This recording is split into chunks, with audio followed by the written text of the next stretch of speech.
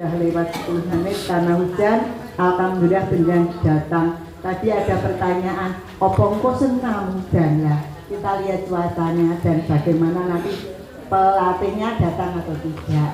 Mungkin itu, ini Bu Dokter mungkin baru pertama ya.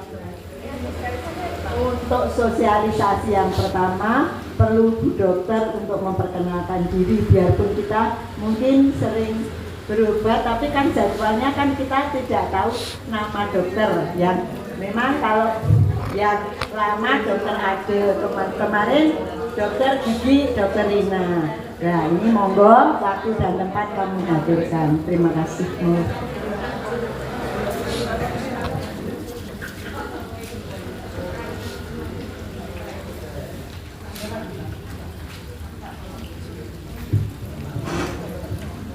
Assalamualaikum warahmatullahi wabarakatuh. Perkenalkan, nama saya Dr. Asri Probowati Ainingrum, biasa dipanggil Dr. Asri. Saya dokter yang tugas di klinik Mitra Sehat. Jadi mungkin beberapa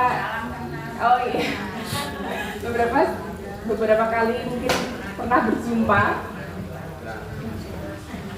Senang sekali bisa berkesempatan untuk bertemu dengan Bapak Ibu sekalian. Saya apresiasi sekali ya, kondisinya kan baru pagi-pagi hujan, tapi Ibu semangat, Bapak juga semangat untuk mengikuti ini ya, kegiatan rutin senam tiap pekan ya.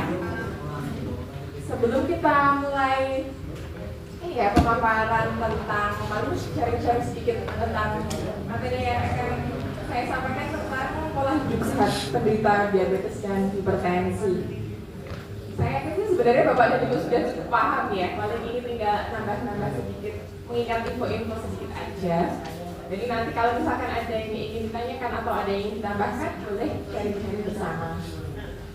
Jadi ini kita sampaikan pertama seperti yang sudah Bapak Ibu pegang ya.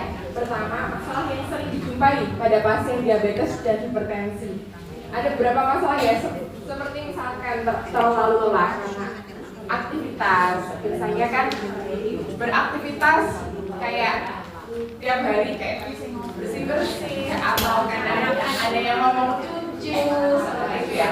Jadi beberapa aktivitas kadang membuat terlalu lelah. Terus yang kedua adalah pola makan yang tidak baik. Jadi kadang kan ada beberapa penderita hipertensi atau diabetes yang konsumsi makannya masih belum bisa menjaga dengan baik.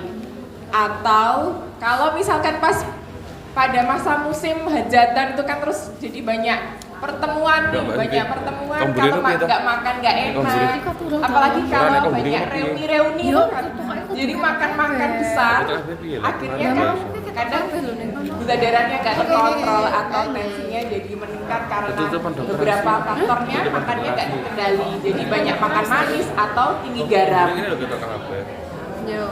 Yang ketiga, ini kurang olahraga. Kalau Bapak dan Ibu ini kan programnya salah satunya olahraga rutin ya. Olahraga rutin sekali seminggu, meskipun nanti ada beberapa aturan olahraga yang disarankan yang seperti apa, nanti kita bahas yang di next ya. Yang ketiga adalah olahraga ya tadi ya, kurang olahraga. Keempat adalah stres psikologis. Nah, stres ini sangat mempengaruhi nih. Meskipun sudah berusaha untuk menjaga pola makan, olahraga, tapi kadang stres nggak bisa dihindari kayak gitu ya. Kayak ada masalah, terus kan mikirnya agak dalam gitu ya, apalagi misalkan orang tua kadang mikir anaknya, cucunya, meskipun sebenarnya tidak yang bertanggung jawab, tapi kayak nggak bisa melepas kayak gitu ya. Terus jadinya kayak mikirnya terlalu berlebihan, jadi stres, kadang tetap bisa menaikkan tensi, gula darah. Jadi tensi aja kayak habis deg-degan gitu aja bisa naik ya. Mau diperiksa takut aja bisa naik. Apalagi kalau pas baru mikir agak berat, susah tidur, jadi tensi bisa meningkat. Yang kelima adalah pengobatan tidak tepat. Apa ini yang dimaksud pengobatan tidak tepat?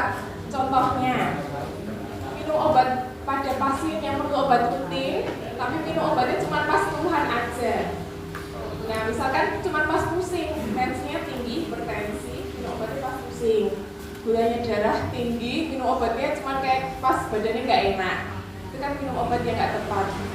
Apakah semua orang dengan misalkan tensi tinggi atau gula darah tinggi itu perlu minum obat terus? Sebenarnya tergantung kondisinya, ada beda-beda ya tahapannya. Kalau baru pasien dengan tensi tinggi, sesekali aja tinggi, tapi bukan yang tinggi rutin, atau gula darahnya tiba-tiba masih diperiksa tinggi, tapi dengan jaga pola makan, istirahat cukup, kemudian menghindari stres, pola hidup sehatnya dijaga, ternyata hasil gula darah tensi itu bagus, itu tidak minum obat rutin nggak apa-apa, berarti kan tanpa obat hasil pemeriksaannya bagus. Jadi syaratnya tetap ada syaratnya ya. Yang boleh tidak minum obat rutin yang tiap hari itu adalah dengan hasil pemeriksaan bagus tanpa obat. Jadi tetap harus ada dasar pemeriksaannya.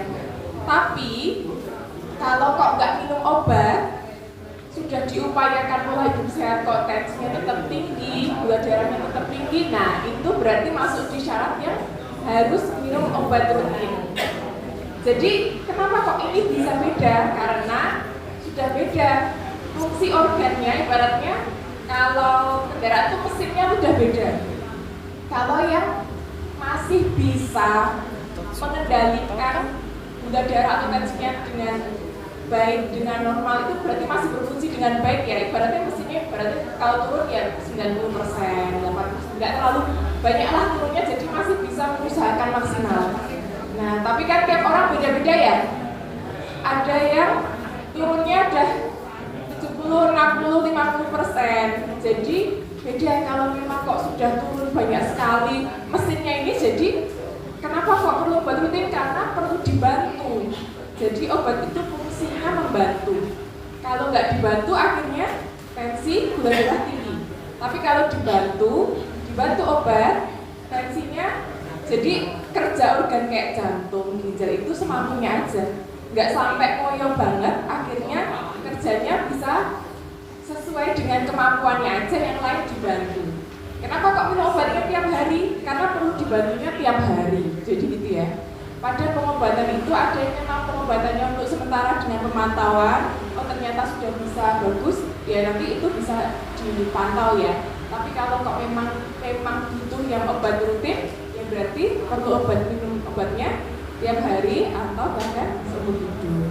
Karena bapak ibu saya juga hipertensi, jadi memang kan kadang ada yang takut ya minum obat terus tiap hari, apa nggak takut ginjalnya rusak? Kadang ada yang takut minum obat karena khawatirnya ginjalnya rusak gitu ya.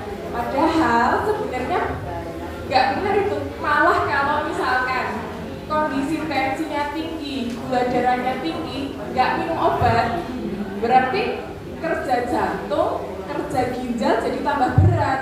Karena apa? Dia bekerja melebihi kemampuannya dia. Tensinya kan kadang ada yang sampai 200, 220, nggak pusing, badannya enak-enak aja tapi tensinya 200 kayak dia. Jadi itu saat itu memang saat itu sedang sehat ya, badannya kerasa enak-enak aja, tapi kerja organ bagian dalam itu ngoyo kayak gitu ya. Jadi kenapa kok banyak kasus kok dia nggak sakit tiba-tiba stroke kayak gitu ya? Dia kok kayaknya sehat-sehat aja kok tiba-tiba serangan jantung. Bisa jadi itu orang-orang dengan sebenarnya penderita misalkan hipertensi atau gula tapi tidak terdeteksi atau yang tanpa gejala. Nah, kelebihannya tahu itu tanda-tandanya, misalkan tanda-tanda kayak hipertensi ya, pusing, cengeng, kayak gitu kan jadi lebih ada alarmnya ya. Kok badannya nggak enak ya? Kayaknya perlu periksa ini sakit apa ya, tensinya tinggi. Kadang kan jadi ngerasa, oh kayaknya ada yang nggak baik-baik aja. Nah itu kan jadi ada alarmnya. Tapi nggak semua pasien itu ada keluhan seperti itu. Jadi ada juga yang gula darahnya tinggi dengan keluhan pipisnya sering, berat badannya turun, terus gampang lapar, gampang haus. Itu kan khas sekali sebenarnya. Tapi tidak semua pasien itu dengan gejala yang khas. Ada yang bahkan merasa badannya baik-baik aja.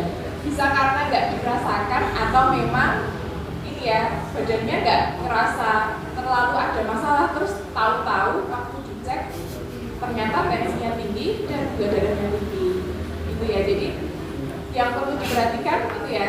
Jadi ada yang masalah pengobatan tidak tepat ini adalah minum obatnya kalau pas ada keluhan aja, atau kalau udah hasilnya bagus terus nggak minum obat. Nah itu kalau pasien yang perlu rutin nggak minum obat pas udah bagus nih kayaknya udah nggak minum obat, dan terus jadi khawatirnya malah terjadi komplikasi kayak gitu ya.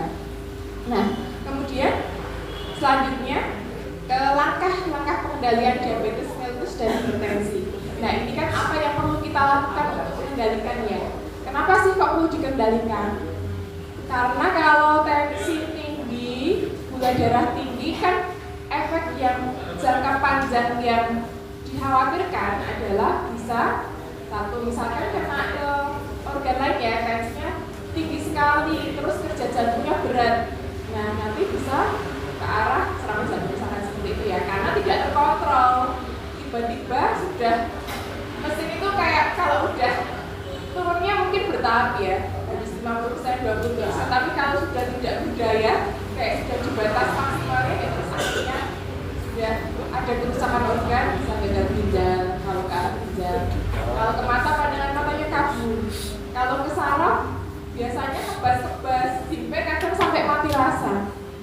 Nah makanya kenapa kok perlu memperhatikan kenapa harus dikontrol itu supaya tidak sampai ke komplikasi yang tidak diharapkan. Misalkan kayak luka nggak sembuh, terus jadinya infeksi, kadang sampai perlu amputasi kalau misalkan pada kondisi-kondisi yang berat ya, seperti itu. Nah, apa yang perlu dilakukan? Yang pertama, berperan aktif dalam proses pengobatan. Jadi berperan aktif itu ada banyak hal ya. Satu, mencari info. Kadang itu soalnya di zaman yang sekarang ini kan info udah gampang banget ya, dapat share dari teman, dapat info-info yang dari media-media kayak gitu ya. Tapi harus mencari info yang tepat. Maksudnya gimana? Kadang itu kan nggak selalu apa yang disampaikan itu benar, harus di cross check dulu. Bener nggak sih ini? Kadang cuma bikin khawatir kayak gitu ya. Kayak hati-hati, ini bisa mengancam nyawa kalau nggak dilakukan, atau kamu nggak perlu minum obat ini, cukup melakukan ini, misalkan merebus rempah-rempah ini nanti gula darah bisa terkontrol. Nah sebenarnya ini ya bukan berarti anti alternatif atau herbal itu enggak. Jadi sebenarnya selama nggak yang mengganggu itu boleh, cuman kadang itu dengan pengobatan herbal misalkan ya, itu yang dikhawatirkan itu kalau dosisnya nggak terkontrol. Kadang kan penelitian zaman sekarang itu belum banyak yang sampai di tahap dosis yang dibutuhkan seberapa sih. Nah ada efek samping atau enggak. Nah kalau medis biasanya kan pakainya obat ya. Kenapa kok pakainya obat nggak pakai herbal? Sebenarnya kalau herbalnya terstandar dan aman-aman aja nggak masalah ya. Tapi kalau yang contoh kadang itu kan zaman sekarang itu penelitiannya kalau medis kan sampai ke efek samping dosisnya kayak kadang itu sudah diteliti. Tapi kalau herbal kadang belum sampai ke tahap butuhnya berapa banyak ya.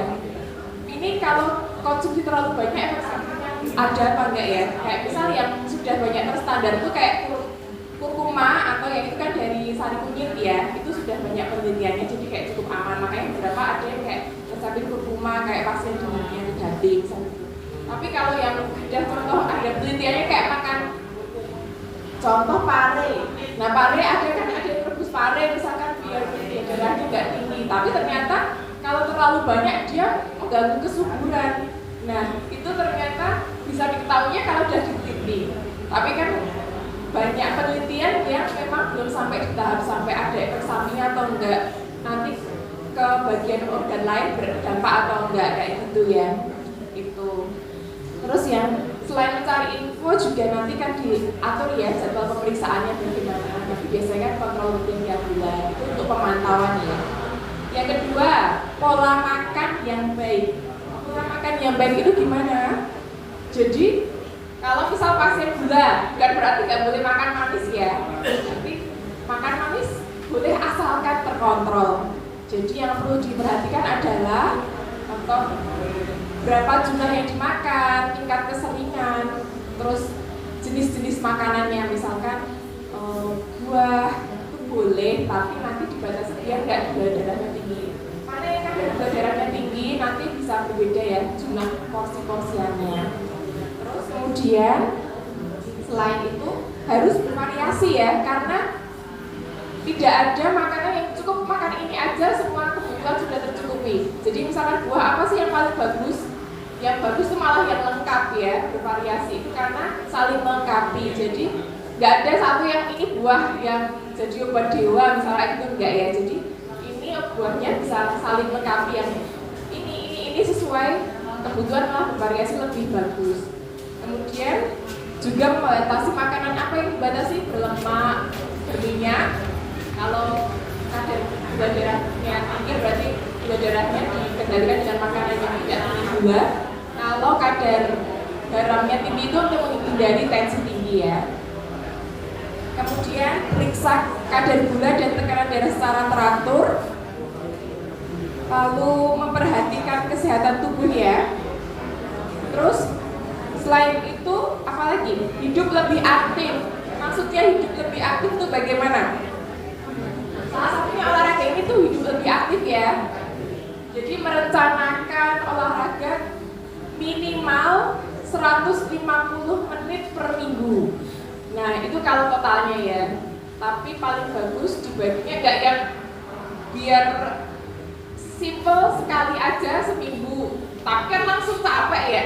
Langsung berapa jam kan kalau targetnya 150 menit per minggu itu biasanya dibagi 3. Jadi dibagi 3 itu ada ya 50-50 tapi atau dibagi 5. Dibagi 5 itu jadi 30 menit 3 menit 30 menit tiap olahraga tapi 2 hari sekali. Jadinya 150. Jadi biar nggak capek gitu ya. Olahraga itu sebenarnya ada dosisnya. Gimana dosisnya? Olahraga yang terlalu ringan itu nggak berefek menyehatkan tubuh. Tapi kalau olahraga terlalu berat, efeknya membebani kerja tubuh. Makanya kenapa kan ada berita-berita kayak habis sepak bola tiba-tiba serangan jantung. Kadang kan ada yang kayak gitu ya. Nah, biasanya pada pasien-pasien dengan misalkan resiko itu apa? Contohnya hipertensi atau kadar kolesterol tinggi, nah serangan jantung itu ada batasnya. Jadi bukan berarti nggak olahraga itu tetap bagus, cuman dosisnya menyesuaikan kebutuhan dan kemampuan.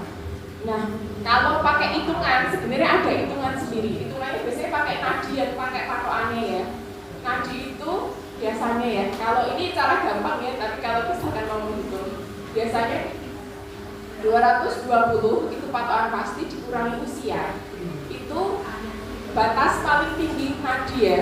Tapi targetnya jangan sampai mentok di nadi segitu. Itu nanti berat banget. Jadi misalnya ya, ini kita coba hitung 220 kali 220 dikurangi misalnya usianya 60. Nah, berarti 220 kurangi 60 itu kan berapa? 150 berarti itu nadi 100% itu batas mentok tuh 100%. Tapi kalau olahraga jangan sampai denyut nadinya itu 160 kali per menit, itu udah mentok banget. Itu terlalu berat buat jantungnya. Jadi berapa yang aman? Sekitar 50-80% aja. Jadi di rentang biar nggak membebani jantung. Jadi itu kalau mau hitung, makanya kenapa kalau orang profesional itu ada alat untuk ukur denyut nadi itu untuk tahu batasannya. Kapan dia harus berhenti, kapan dia perlu lanjut. Itu kalau ini ya udah diukur ya. Ada yang pakai alat jam untuk denyut nadi atau cara manual dihitung pakai jari tangan. Nah itu kan yang jeruk atau di sini, yang jeduk-jeduk ya itu ya, yang kayak ada getarannya itu. Nah itu misalkan 15 detik dikali 4, nah itu kan 1 menit. Nah jadi kalau yang ditargetkan adalah sekitar 50-80% dari nadi maksimal. Nadi maksimalnya dari mana tadi ya? Yang 220 dikurangi usia tadi kan 100%, tapi jangan sampai mentok di situ. Jadi sampai sekitar 80% aja. Misalkan 80% dari 160. Jadi nanti itu berarti di sekitar berapa itu? contoh ya, kalau 80% dari 160 itu misalkan 128 ya, di sekitaran itu ya. Berarti kalau kok olahraga kok belum sampai 128 masih bisa lanjut. Minimalnya berapa? Contoh 50 ya. 50 dari 160 berarti 80. Jadi kalau olahraga denyut nadinya masih 70 itu belum terlalu maksimal, masih kayak pemanasan aja. Jadi kalau bisa di sekitar 80 sampai 128, ini contoh kalau usia 60 ya, di sekitar 128. Jadi kalau masih 100 masih bisa dilanjutin. Tapi kalau ini udah 128 maupun 130 istirahat dulu. Kalau udah turun boleh mulai lagi. Kalau sudah ini ya, sudah nadinya udah turun, nanti dimulai lagi boleh. Jadi gitu. Ritmenya kalau denyut jantungnya kok udah cepet banget, istirahat. Jangan dipaksakan. Kadang beberapa atlet atau orang yang ikut olahraga bareng teman-teman tuh kadang temennya kok udah ini ya, naik sepeda lanjut ke gunung, naik terus kayak ngoyo. Kadang itu yang jadi malah dampaknya jantungnya kerjanya terlalu berat padahal dia capek. Nah itu malah efeknya nggak bagus ya. Terus selain itu apa? Tadi kan olahraganya nggak boleh berlebihan. Terus habis itu kalau untuk lansia tidak boleh yang loncat-loncat atau untuk perlombaan ya. Jadi bukan masanya lagi yang kan kalau loncat-loncat ini ya sendi-sendinya udah berbeda. Makanya bukan yang hentakan keras, enggak yang terlalu cepat. Nanti kan biasanya olahraga yang beda ya, lansia sama tidak lansia. Terus kalau pada orang dengan berat badan berlebih, olahraganya disarankan juga biasanya sepedaan atau renang. Karena apa? Kalau lari atau jalan terlalu lama, khawatirnya sendi lututnya malah jadi peradangan ya. Olahraga itu sebenarnya bisa mengurangi stres juga ya. Kenapa? Karena dia ada hormon namanya endorfin sama serotonin itu. Jadi dia bisa membuat hormon bahagia. Makanya kenapa kok bisa kalau rutin olahraga lebih tidak mudah stres sebenarnya ya. Kemudian selanjutnya minum obatnya sesuai anjuran. Jadi ada dosis-dosisnya.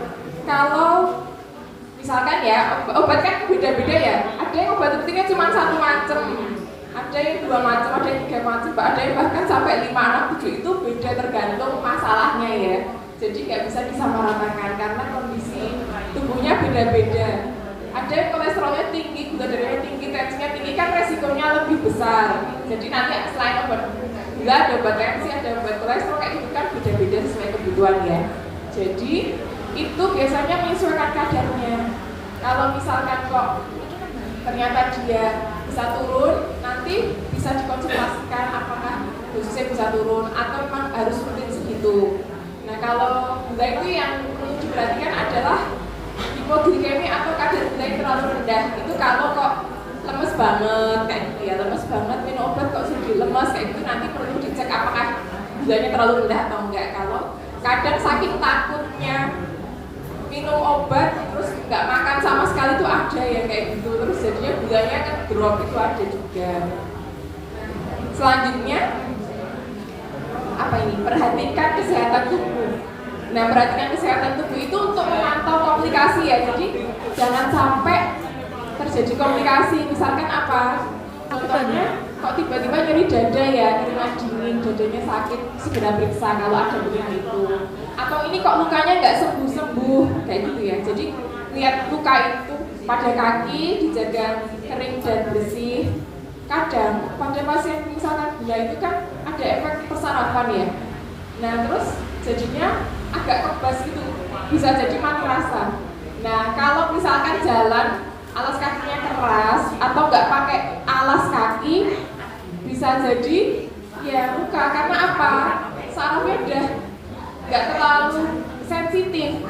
Sebenarnya panas, dia rasanya anget, itu tuh juga bisa. Atau sebenarnya kena luka tajam tapi nggak kerasa. Makanya pada beberapa, jadi ada luka nggak terlalu terasa, jadinya efeknya itu kan peredaran darahnya juga udah nggak bagus. Terus jadinya lukanya ada infeksi, terus jadinya susah sembuh, kayak gitu ya. Makanya harus hati-hati menjaga biar nggak luka pada kaki ya. Kalau mata kan rabun, kalau ada keluhan lain, ya baiknya segera periksa. Kemudian selanjutnya yang terakhir langkah pengendalian DM dan hipertensi adalah periksa secara teratur. Ini kan memeriksa ini ya, kadar gulanya, tensinya. Jadi meskipun minum obat, tetap harus diperiksa. Fungsinya apa sih? Kok tetap periksa kan udah minum obat? Jadi untuk mengontrol ya. Jadi kalau misalkan ibu udah minum obat tapi kok tensinya masih tinggi, berarti sebenarnya belum terkontrol. Jadi minum obatnya masih perlu penyesuaian dosis. Targetnya adalah gula darah itu bagus, tensi juga bagus. Jadi misalkan sudah minum obat kok gula darahnya masih tinggi, itu belum cukup berarti. Masih perlu disesuaikan.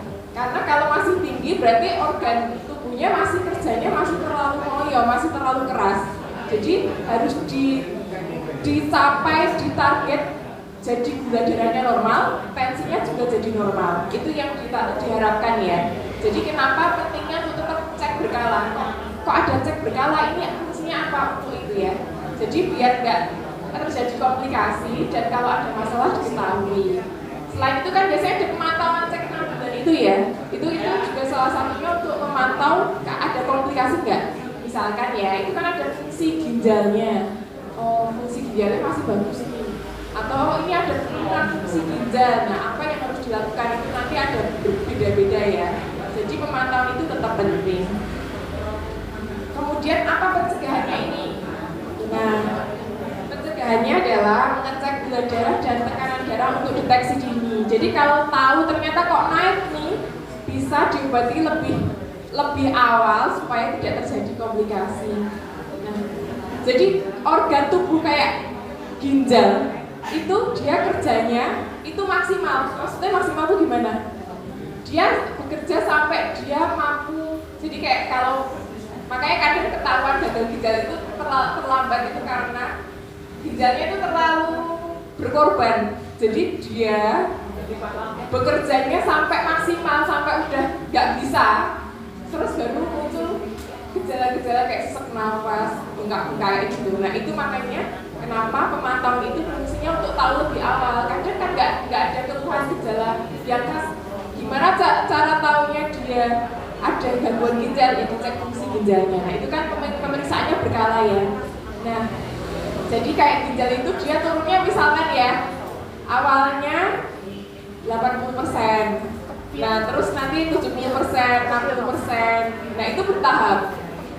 Nah jadi sebenarnya gula darah itu juga tidak yang tiba-tiba tinggi. Dia itu ada kenaikan yang meningkatnya bertahap. Tapi banyaknya ketahuannya perlu tinggi. Jadi ada yang namanya gula darah itu ada yang namanya prediabetes sebelum kena gula ya. Nah nanti ini mungkin perlu pentingnya diketahui untuk kan gula sama hipertensi ada resiko genetik atau menurun. Meskipun nggak pasti anak keturunannya pasti kena gula sama hipertensi itu enggak. Cuman untuk mengendalikan ini ya resiko gula. Jadi kalau cek ternyata kok mulai meningkat, jadi ada yang dia meningkat dari batas aman. Nah itu perlu hati-hati karena perlu dikendalikan gulanya. Misalkan ada nanti tandanya gulanya agak naik kayak gitu ya, meskipun belum tinggi. Jadi dia naiknya bertahap. Kemudian pencegahannya tadi kan mengecek tensi sama gula darahnya. Terus yang kedua menjaga pola hidup, pola makan sama pola pikir. Jadi nanti dari pola makannya, mengendalikan stres, olahraga itu dijaga. Kemudian menjaga berat badan. Terus selain itu apa? Melakukan kegiatan jasmani secara teratur ini termasuk olahraga tadi ya. Ya minimal 2 hari sekali kayak gitu ya. Sekali olahraga minimal 30 menit itu sudah cukup. Yang keempat melakukan refreshing yang cocok. Nah, refreshingnya itu bisa sesuai dengan hobi masing-masing ya. Jadi kayak misalkan sukanya ke tempat ini ya rekreasi ya boleh. Atau main sama cucu kayak gitu tuh refreshing juga kalau nggak kecapean ya. Tapi kalau kecapean dihindari ya. Terus ketemu teman ngobrol-ngobrol itu kan juga refreshing meskipun kadang cuma cerita-cerita kayak gitu ya. Kadang ketemu aja tuh udah bisa membuat bahagia. Terus apa hiburannya nonton apa? Nonton YouTube. Kadang tuh lagu-lagu atau nonton yang lucu-lucu. Tapi yang dihindari kalau kadang kan ini tayangan sekarang tuh ada yang kayak malah membuat cemas ya. Nakut-nakutin kayak hati-hati kayak gitu ya. Misalkan kayak akan terjadi krisis, kadang mau jadi kepikiran habis melihat berita, nah itu yang dihindari. Jadi tahu info itu boleh, cuman harus disaring ya. Jangan sampai informasi itu membuat jadi tambah stres. Jadi kalau tahu terus jadi bisa mencegah waspada itu bagus. Tapi kalau tahunya malah tambah bikin takut, jangan dipikirin dalam-dalam, malah stres, malah tensinya naik, bodohnya naik, tidak bagus ya. Jadi yang penting bisa menyaring. Kemudian menguatkan aspek spiritual ini maksudnya supaya jadi tenang ya. Jadi lebih damai.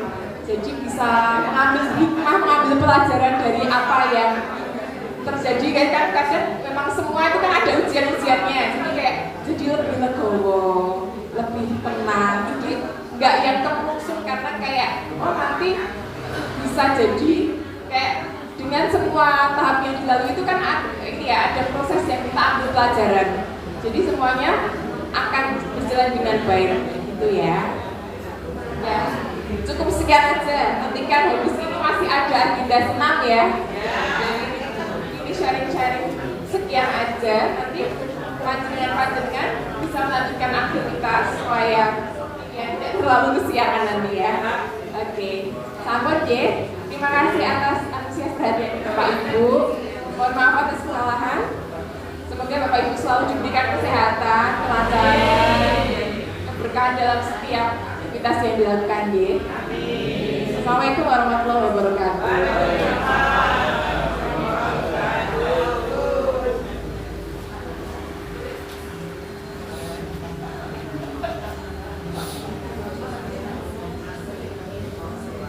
Terima kasih dokter atas pemberian penyuluhan tentang pencegahan penyakit gula maupun hipertensi. Namun sebelumnya saya minta maaf Bapak Ibu semuanya. Kalau Bapak Ibu sebelumnya saya minta maaf juga ya. Kalau dokter itu memberikan ceramah, tolong untuk diperhatikan. Pertanyaan pertama disiapkan. Siapa? Monggo. Saya Bu. Ya, siap, silakan berdiri Mbak. Yang keras. Assalamualaikum warahmatullahi wabarakatuh. Tanyakan dirinya karena biar dokter juga kenal. Ya, nama Ibu Siti Sumande.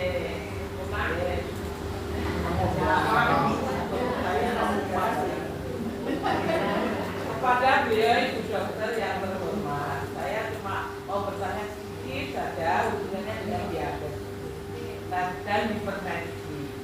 Saya atau kita ini kebanyakan di sini itu ada diabetes dan hipertensi. Yang saya tanyakan, apakah hipertensi itu kemudian menjadi, apakah diabetes itu kemudian menjadi penyakit hipertensi?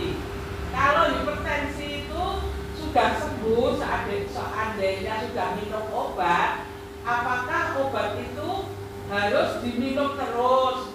Apakah yang penyakit hipertensi itu hanya penyakit begitu? Kalau diabetes kok bisa ke hipertensi? Apakah itu masalah dari diabetes? Itu saja. Terima kasih Bu Dokter. Ya. Nah, satu lagi. Cermin pertama, monggo. Kiri.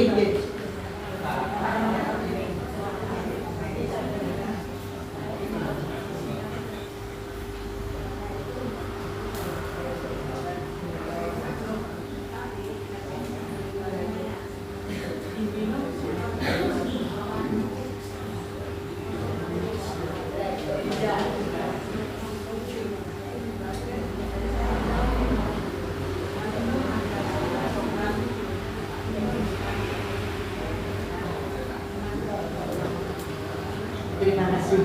Monggo untuk dijawab dulu dokter. Cermin yang pertama.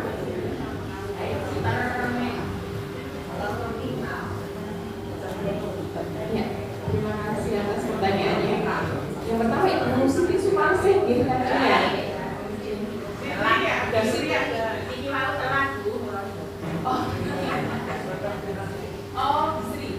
Siti. Oh iya, Siti ya. Iya. Jadi pertanyaannya tadi kan, apakah misalkan pasien diabetes terus jadi pasien hipertensi, Ya. terus yang sesuai itu apa obatnya harus diminum terus tuh ya. Jadi kalau sebenarnya pasien diabetes belum tentu sih jadi punya hipertensi. Cuma kadang ada resiko jadi punya penyakit diabetes tapi tensinya juga tinggi. Makanya ada pasien yang memang riwayatnya tensinya tinggi aja tapi nggak punya riwayat sakit gula.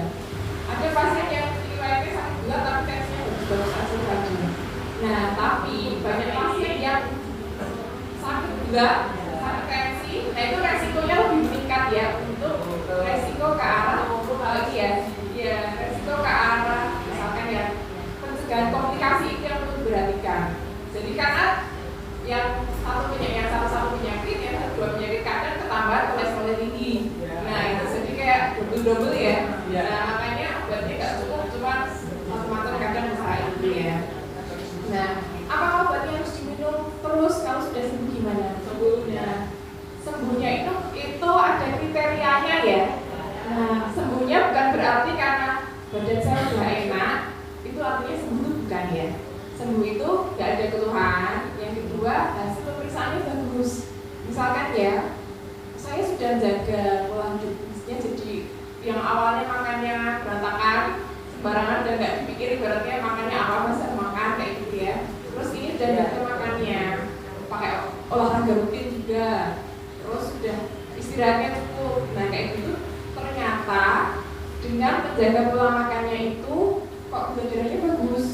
Nah berarti biasanya bisa dikonsultasikan apakah ini bisa tanpa obat. Nah biasanya kalau kayak gitu kadar gulanya awalnya nggak tinggi banget ini, nggak yang 500 kayak gitu ya, biasanya baru agak meningkat sedikit. Ya jadi dia dengan rem makan aja cukup, kayak gitu nggak perlu dibantu obat. Itu jadi syaratnya adalah tidak ada keluhan. Yang kedua hasil pemeriksaannya bagus ya. Nah itu tapi harus dikonsultasikan apakah ini bisa tanpa pengobatan. Nah tapi tetap harus pemantauan berkala.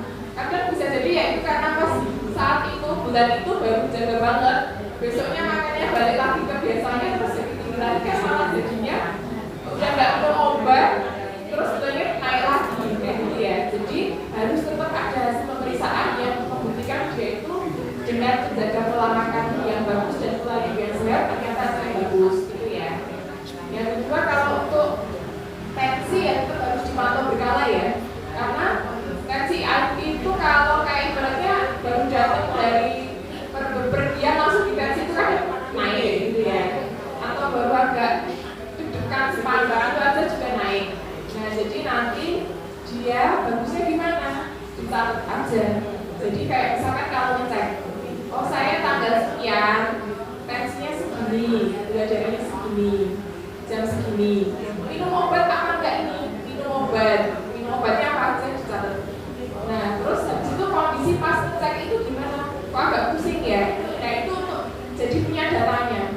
Nah habis itu kok ngecek lagi tensinya kok naik lagi. Nah itu jadi ada datanya. Jadi misalkan ini nggak minum obat kok tensinya segini, kalau minum obat tensinya segini itu bisa untuk data nanti kira-kira pengobatannya bagaimana selanjutnya. Jadi keputusan untuk baiknya lanjut minum obat atau enggak itu tetap harus dikonsultasikan ya. Jangan diberhentikan sendiri. Khawatirnya ini kok udah bagus nih hasil udah normal, saya udah nggak usah minum obat aja. Ternyata besoknya tinggi tapi nggak ngecek, jadinya nggak ada pemantauan.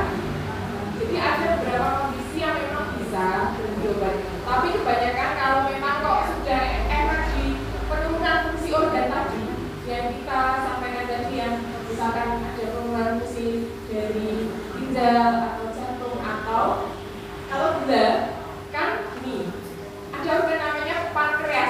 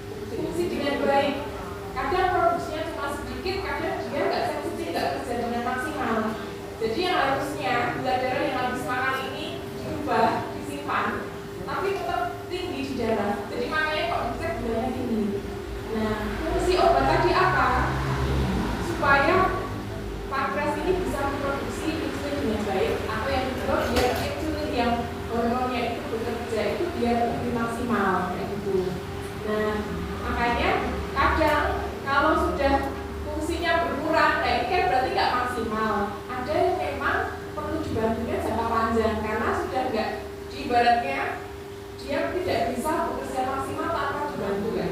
Jadi itu yang perlu buat jangka panjang. Bahkan dia seumur hidup karena beda kondisi ya.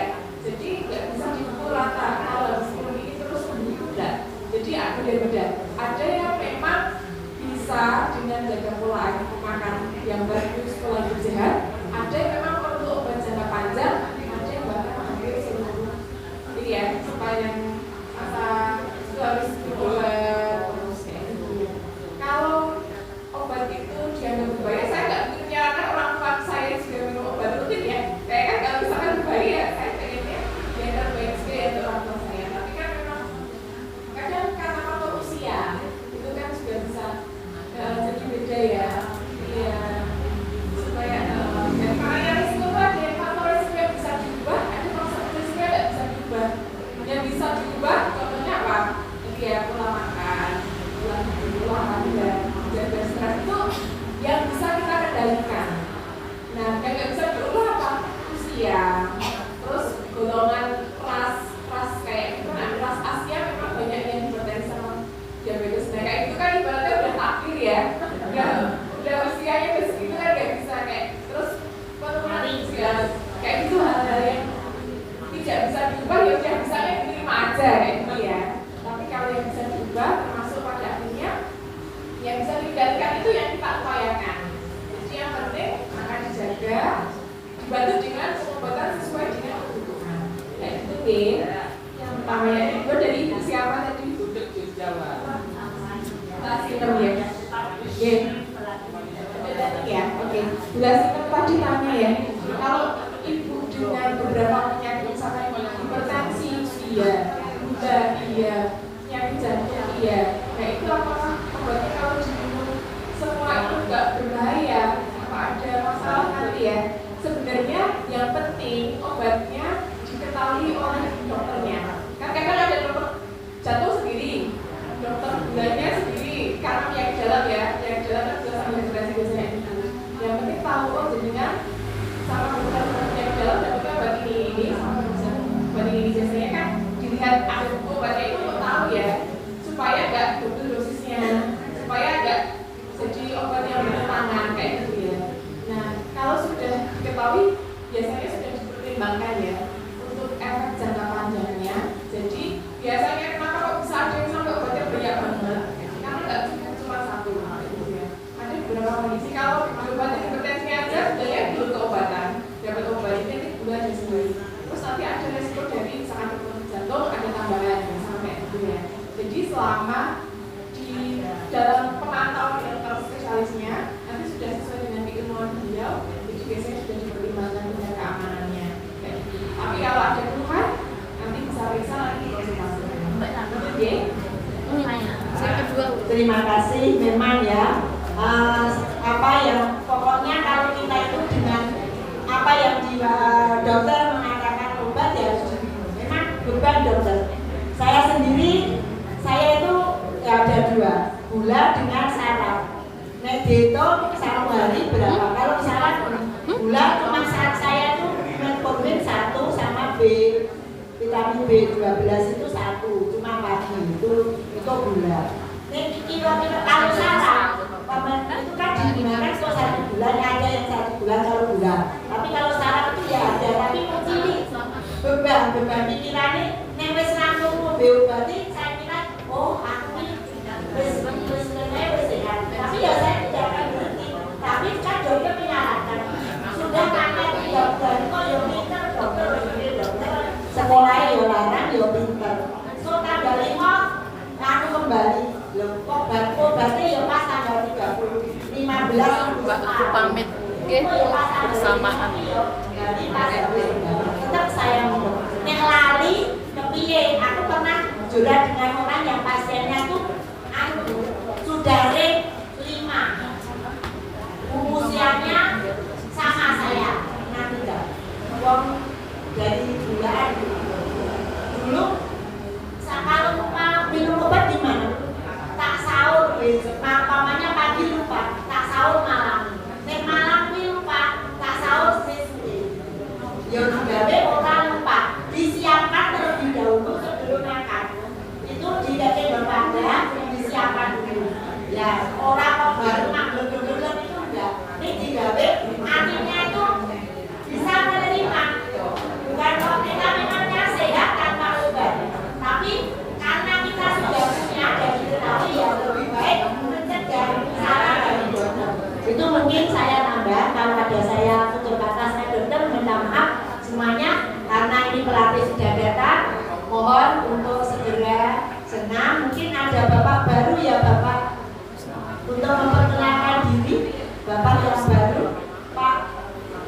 Siapa ini? Pak? Oh, Pak Soeharto yang mana? Oh, ya. Oh, Pak Harto sama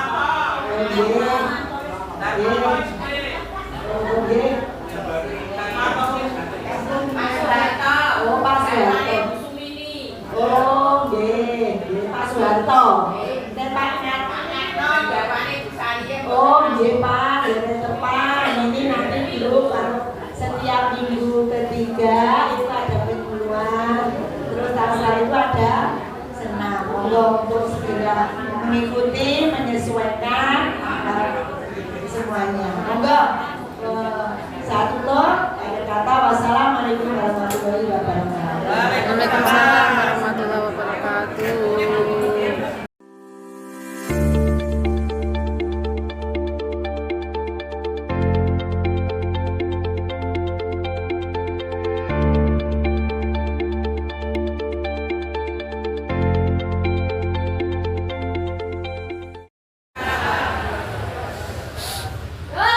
Ya,